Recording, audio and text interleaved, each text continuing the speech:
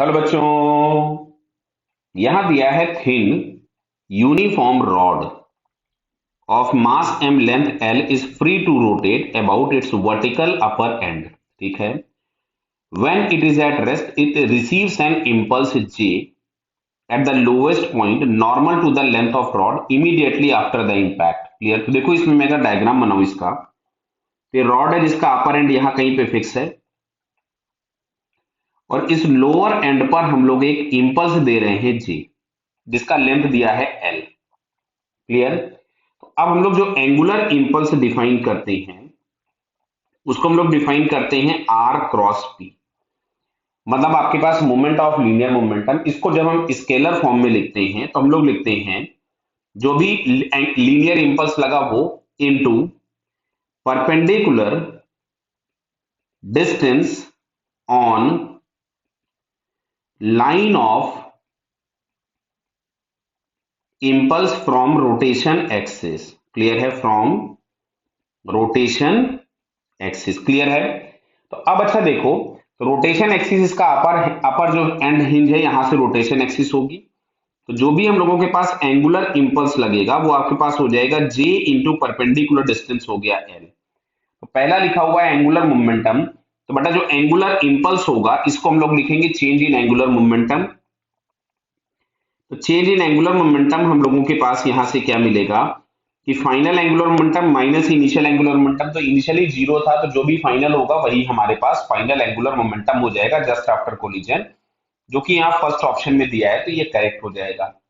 अब बात आती है angular velocity of the rod. तो जो भी हम लोगों के पास ये एंगुलर इंपल्स आया है वो इक्वल टू हो जाएगा change in I into change in angular velocity. तो ये आ रहा था M L square by three into omega J into L, end point है इसलिए M L square by three. तो ओमेगा इज इक्वल्स टू आपके पास मिलेगा three J upon M L. तो यहां पर भी यही दिया angular velocity just after three J upon M L. Kinetic energy of the rod is clear है। तो अब देखो यही मैं काइनेटिक एनर्जी भी लिख देता हूं बगल में।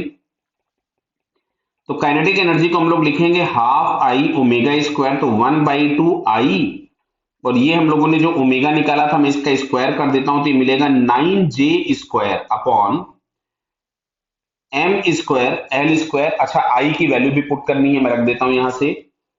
तो one by two I, I हम लोगों के पास आएगा M L square by three into nine J square upon M square L square. देखो एल स्क्वायर से एल स्क्वायर तो कैंसिल हो गया, इस एम से एक एम कैंसिल हो गया, इससे ये थ्री टाइम्स चला गया।